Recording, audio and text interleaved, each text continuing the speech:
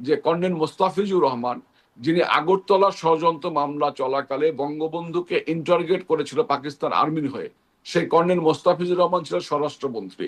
শুধু কর্নেল মোস্তাফিজুর রহমান নয়, তখন সরাসরি পাকিস্তান সরকারকে এবং পাকিস্তানি বাহিনীকে সহায়তা করা আব্দুল আলীম, শাহজুর রহমান, আনোয়ারুল হক, মির্জা নুরুল হুদা, এরকম অনেক প্রভাবশালী মন্ত্রীরা তখন জিয়ার ক্যাবিনেটে ছিলেন, যারা সরাসরি পাকিস্তান সরকারের পারপাসলি সার্ভ করতেন।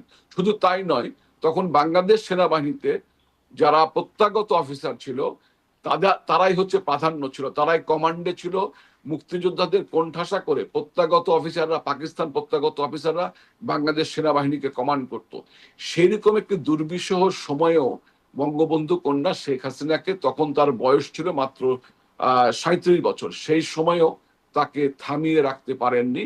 সকল বাধা উপেক্ষা করে তিনি স্বদেশ প্রত্যাবর্তন করেছেন 1981 সালের 17 মে, এবং তিনি সাহসিকতার সঙ্গে জীবনের মায়া ত্যাগ করে তার বুকের দুটি শিশু, তখন সজীব ওয়াজেদের জয়ের বয়স 11 বছর, সাইমা ওয়াজেদ পুতুলের বয়স সম্ভবত 7 বছর, বুকের দুজন শিশুকে বোর্ডিং স্কুলে রেখে মা শেখ হাসিনা সবকিছু ত্যাগ করে বাংলার মানুষের মুক্তির জন্য, বাংলাদেশে বঙ্গবন্ধুর স্বপ্ন বাস্তবায়নের জন্য, স্বাধীনতাকে অর্থবহ করে তুলবার জন্য, মুক্তির সংগ্রামকে এগিয়ে নিয়ে যাওয়ার জন্য বঙ্গবন্ধু কন্যা স্বদেশ প্রত্যাবর্তন করেছিলেন।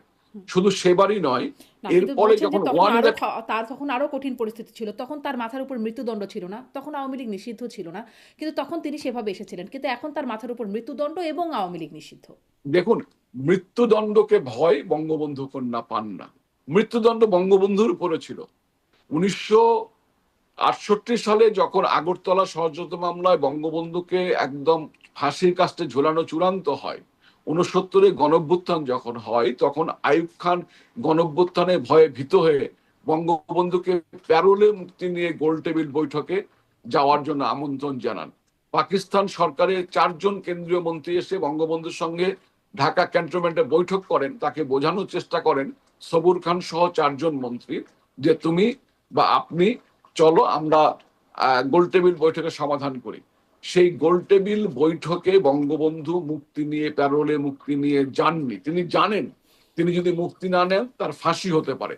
তো ফাঁসির ভয়, মৃত্যু ভয় বঙ্গবন্ধু শেখ মুজিব কখনো করেনি। বঙ্গবন্ধুর স্ত্রী বেগম ফজিলাতুন্নেসা মুজিব বঙ্গবন্ধুর কন্যা জননেত্রী শেখ হাসিনাকে দিয়ে কারাগারে, পাকিস্তানে ঢাকা ক্যান্টনমেন্টে কারাগারে তাকে পাঠিয়ে মেসেজ দিয়েছিল আচ্ছা। যে প্যারোলে মুক্তি না নিয়ে তিনি যেন পূর্ণ মুক্তি না হয়ে, এবং আগরতলা ষড়যন্ত্র মামলার একজন আসামিকেও কারাগারে রেখে তিনি যেন মুক্তি না নেন। যদি সেই তিনি, ভয়টা নাই থাকে, জনাব স্বপন, যদি যে সেই ভয়টা নাই থাকে, তাহলে শেখ হাসিনা দেশ ছাড়লেন কেন? আর এতদিনে ফিরলেন না কেন? এখন তো প্রায় 2 বছর হতে চললো। আপনার হচ্ছে যে দেখুন, 5ই আগস্টের যে পরিস্থিতি, সেই পরিস্থিতিতে জননেত্রী শেখ হাসিনা জানতেন না তাকে দেশান্তরী করা হচ্ছে। তিনি একাধিকবার এই বিষয়টি বলেছেন। তিনি জানতেন তিনি টুঙ্গিপাড়া যাচ্ছেন, তাকে টুঙ্গিপাড়ায় পাঠানো হবে। দেশে একটি সম্ভাব্য রক্তপাত, ভয়াবহ রক্তপাত এড়ানোর জন্য, দেশ ও জাতির বৃহত্তর স্বার্থে তিনি তখন সেই সিদ্ধান্ত, টুঙ্গিপাড়া যাওয়ার সিদ্ধান্তে তিনি একমত হয়েছিলেন। কিন্তু তাকে কৌশল করে ভারতে পাঠিয়ে দেওয়া হয়েছে। এবং এই 2 বছর কেন তিনি এই যাননি, কৌশলটা কার? এই যে কৌশল করে এই ভারতে কৌশলটা এই কৌশলটা নিশ্চয়ই, এই কৌশলটার সঙ্গে তৎকালীন যারা সেনা সেনাবাহিনীর যে যারা ছিলেন তারা, এবং পার্শ্ববর্তী রাষ্ট্র সহ আন্তর্জাতিক বিভিন্ন যারা বিভিন্ন আপনার পাওয়ার ব্রোকার বা পাওয়ার স্টেক হোল্ডার, তারা এই কৌশলটি করেছেন, তারাই এটা করেছেন। তারা করেই জননেত্রী শেখ হাসিনাকে বাংলাদেশ থেকে ভারতে পাঠিয়েছেন। এবং এটি তো আমার সত্য একটা যে অনুষ্ঠানে ভারতীয় সাংবাদিক চন্দন নন্দী তিনি বলছিলেন যে শেখ হাসিনার পতনের পেছনেও, এই কৌশলের পেছনেও ভারতেরও একটা, তখন মানে ভারতেরও সায় বা একটা আহ, আহ, একটা পজিটিভ ইঙ্গিত আছে। সেটিও কি আপনার মনে হয়? যেহেতু কৌশলের কথাটা এটি বললেন, ফলে জিজ্ঞাসা এটি করছি। এটি চন্দন নন্দী সাহেব তার ব্যক্তিগত মতামত দিয়েছেন। চন্দন নন্দী সাহেবের এই মতামতের সঙ্গে তাদের আমি অনুসন্ধান মানে একমত নই। আহ, আমি হুম, একমত নই। আমি একজন রাজনৈতিক কর্মী হিসাবে আমি এটা বিশ্বাস করি না যে জননেত্রী শেখ হাসিনা পতনের সঙ্গে ভারতের সরকার বা ভারতের কোনো অংশ জড়িত ছিলেন, এটা আমি বিশ্বাস করি না।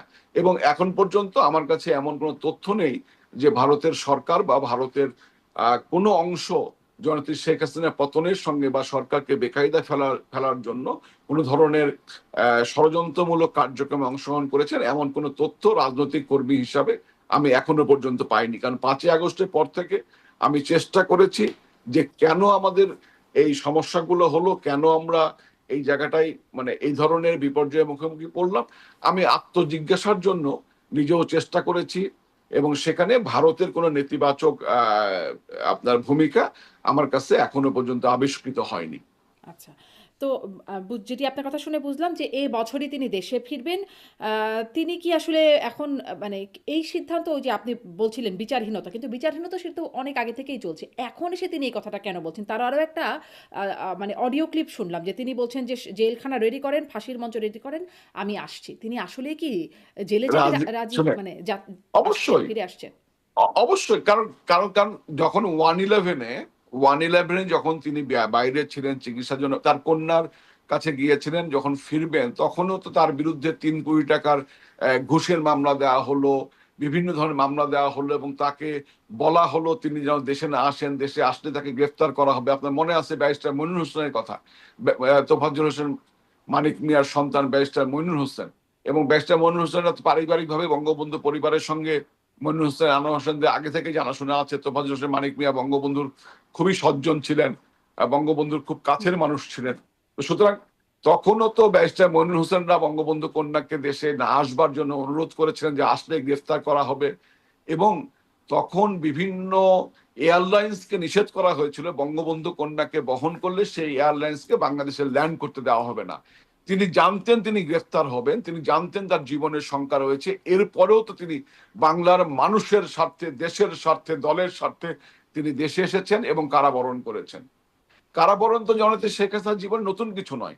আর আরেকটি তাহলে বিষয়, এতদিন আসলেন না কেন? এতদিন আসলেন না কেন? এখন না, এটা তো রাজনৈতিকভাবে আমাদেরকে একটা বিপর্যয়ে আমরা পড়েছি, আমাদেরকে এর জন্য প্রস্তুতি গ্রহণ করতে হবে, আমাদের প্রস্তুতি নেবার জন্য আমরা সময় ক্ষেপণ করেছি, এবং বাংলার মানুষকেও এই যে আমাদের পতনের কারণে দেশের কি অবস্থা হয়েছে, দেশের মানুষকেও তো সে উপলব্ধি করার সুযোগ দিতে হবে।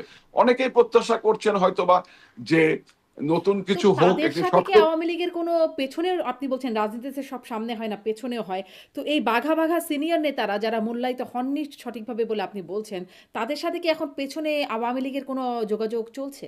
আওয়ামী লীগের, শোনেন, সব সব যোগাযোগ মৌখিক হতে হয় না, সব যোগাযোগ লিখিত হতে হয় না।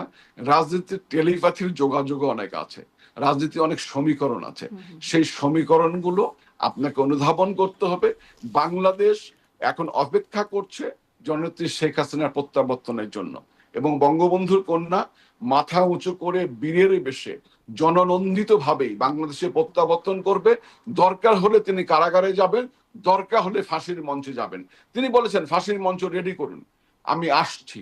তিনি যাবেন, এবং তিনি যাবার পূর্বেই আওয়ামী লীগের অনেক নেতারাই স্বদেশ প্রত্যাবর্তন করবেন, এবং সেই প্রস্তুতি চলছে। আমরা ধারাবাহিকভাবে স্বদেশ প্রত্যাবর্তন করব। বাংলাদেশে যে জুলুম চলছে, যে নির্যাতন চলছে, বাংলাদেশকে যেভাবে খাদের কিনারায় নিয়ে যাওয়া হয়েছে, বাংলাদেশের সার্বভৌমত্ব যেভাবে বিপন্ন করা হয়েছে, একটি কথা আমি আপনাকে বলি, বারবার বাঙালির উপর আঘাত এসেছে।